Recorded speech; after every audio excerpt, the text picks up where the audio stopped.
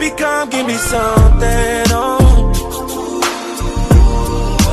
Baby, come give me something, oh. Cause I can't stop loving, since I got a taste of your love. Baby, come give me something, oh. Big Mac Pizza. No one has more swagger in the Foodbeast kitchen than Josh Elkin. He's rolling out his pizza dough, a little sesame seeds across the crust, a little yellow cheese right as the base, beautiful. And then of course you gotta get your ground beef. A little bit of onions, saute that all up together, and when it looks nice and gorgeous, put that right on top of the yellow cheese. Ooh, and a little bit of onions. Okay, once that's cooked a little bit, throw a little bit of shredded cheese on top. Finish it off. Look how beautiful the crust is looking. A little shredded lettuce once it's out, pickles, and then of course, you gotta get your Big Mac sauce. A little bit of ketchup, mustard, mayo, relish. Move that all together. A little bit of vinegar, of course. Boom. Drizzle that on. And then of course, if you guys wanna see Josh compete live on our Foodbeast Kitchen League Twitch, make sure you jump over there and follow us, and we'll notify you when we are live. I'm going to show you how to make your own homemade orange soda. We start with a ginger bug. First thing you do is chop up some ginger and throw it in a mason jar. Add a half cup of sugar and 2 cups of filtered water.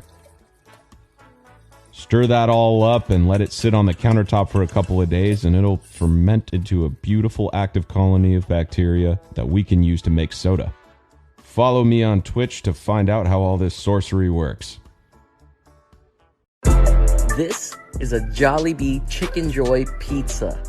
Okay, so back in the good old days of pre-quarantine, fellow Foodbeast Kitchen League judge Chris had a brilliant idea to throw a pizza party at his place. He said, come through, bring some ingredients for toppings, the weirder, the better.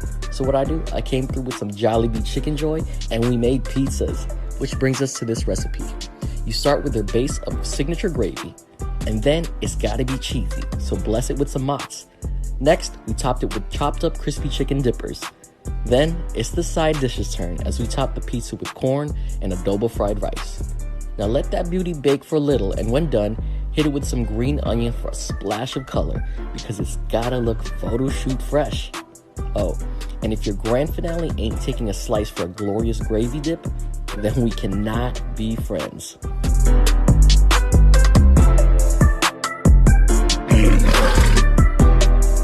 Day 6, banana pancake 2-ingredient experiment. Super easy, a little behind the back untying of the bananas. Let's go.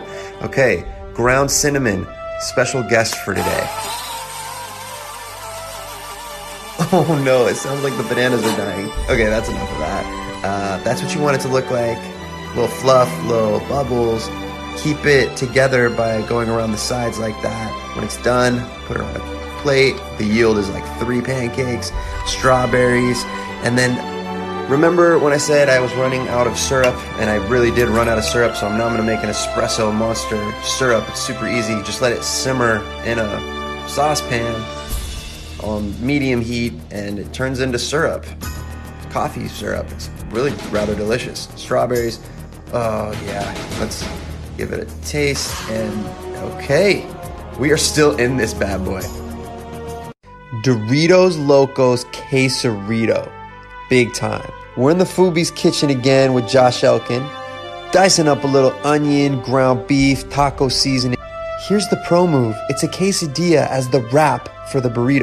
Little Mexican rice, ground beef, Fritos, sour cream, little nacho cheese for glue, and roll this guy up. Eggs for the batter. Soak that. Chop up some Doritos. That's your crust.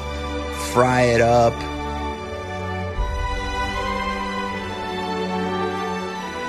Pull it out, chop that bad boy in half. Show the world what you're working with. This thing is so good. A little more nacho cheese for decor, because why not? A little seasoned fries. Boom. There you have it. It's a Doritos Locos taco crusted queso-rito. Come kick it with us live on Twitch, y'all. Big Mac tacos.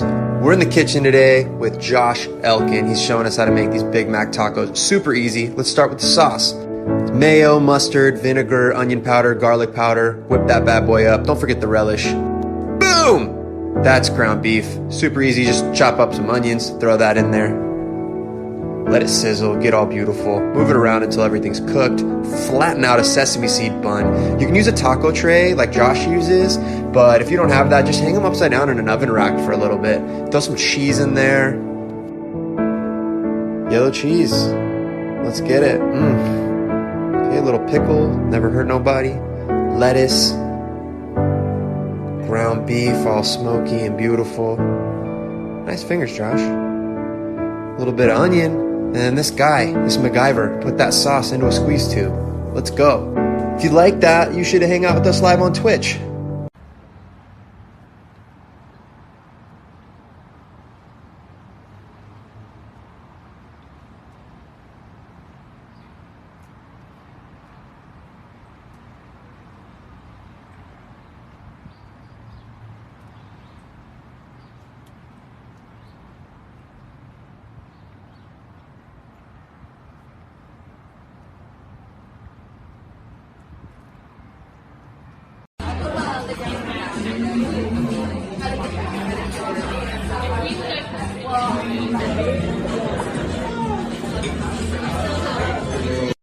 Spicy peanut butter pepper ramen, guaranteed blow your taste lids right off your face. Very easy to make. Throw some top ramen in some boiling water. I don't leave it in too long. I like it more al dente. So I'm gonna work on my sauce. Just peanut butter, whatever you got on deck, throw that in there. A little soy sauce will bring things together. And then the ultimate power move, Szechuan peppercorn. I got this off Amazon, but you can get it at a local Asian grocery store. Super easy. Chili sauce. And then, gotta get those noodles out. Al dente is how I like it. And so after you mix that sauce, you just pour it all over your noodles. And then once you got that going, you want to take a little bit of the broth that you have from the ramen and pour that in there. You want it wet, but not too wet. And throw a little green onion and for tossing, and it's just going to be beautiful. A little chili sauce and sit down with your friend. Hey, Binky. And guaranteed this is the best thing I've ever made. Let's go. So for lunch, I couldn't decide if I wanted cup noodles or Mexican elote, so I decided to combine them both into one. I started by melting some butter in a pan, and then I just added handfuls and handfuls of mozzarella cheese. I kept mixing it with some milk so that it would thin out a little bit, and then eventually it looked like this. Then I added a full can of corn and mixed that all in. This is what I'm going to add on top of my instant ramen later. I just used cup noodles because it's super easy, and then I drained it and added the ramen noodles into a bowl. You're going to add some scoops of mayonnaise to your noodles as well as some lime juice. I also added a ton of hot sauce because I like it. After you mix that all up, it's time to add your cheesy corn on top. Then I just topped it how I would normally top my elote, with some cheese and of course the tahini. And there you go. It's done, it's completed, and it looks marvelous. You're all very welcome for this blessing. This might be like my greatest contribution to society yet. Good morning, folks. It's your friendly neighborhood Foodbeast, Chris. And today, I'm gonna cook up some of your favorite diner classics, but with a little fermented twist. Let me show you what I got going on. For breakfast, we got sourdough pancakes with fermented blueberries. Look at that bag. That was vacuum sealed a week ago. A lot of activity. Chris, what? Oh my gosh.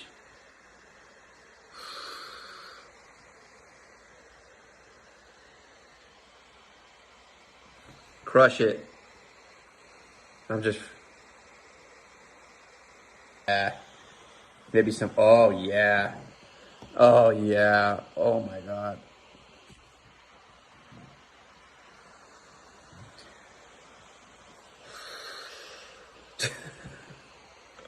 I'm going to show you guys how I make these super duper fluffy omelets using pancake mix. In a bowl, you're going to add the 2 eggs, a tablespoon of the pancake mix, some salt and pepper for seasoning, and a tablespoon of milk. Mix until it's all well combined. This might take a few minutes, so just stare off into the distance and disassociate for a little bit and think about the ongoing pandemic that's happening and how everything is out of your control and how you keep telling yourself that everything's fine, but nothing is fine. Anyways, back to cooking. Turn on your stove to a medium-low heat. Add a tablespoon of butter. Once that's melted, go ahead and add in your mixture. and bam, add your fillings. I'm using Oaxacan cheese, some shredded pepper jack, and then I realized I wasn't eating enough vegetables, so I added some diced tomatoes. You can start to flip over the sides to make it into that omelet shape. Add whatever toppings you want, and I added some slices of avocado and crushed red pepper flakes, and voila, she's beautiful, she's thick, she's super fluffy. I was running out of green onions, so I asked Costa, can I turn the ends of my green onions into more green onions? Like, yeah, man, just fill a jar full of water, drop the bulbs at the bottom, just the bulbs underneath the water, leave them for a few days somewhere where the sun sees, and come back. You'll have new green onions, so we'll see if Costa's right.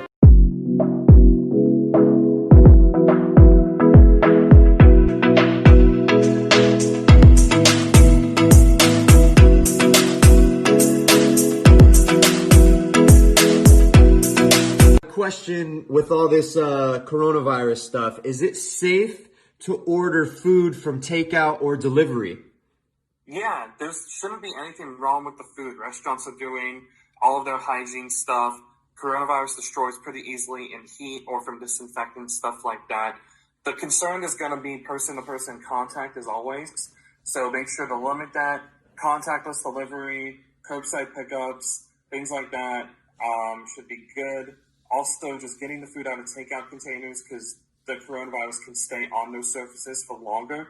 Put it on separate plates, things like that. As long as you're practicing good sanitation, good hygiene, things like that, when ordering food, you'll be totally okay. Okay, so Other types of the coronavirus normally don't transfer via food.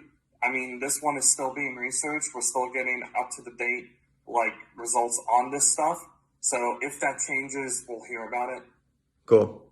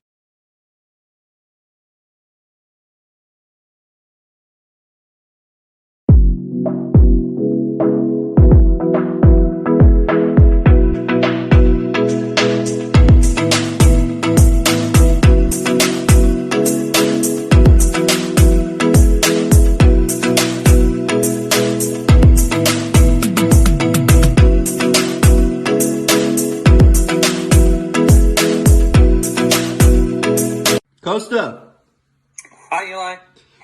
question for you. Who invented pasta? China. What?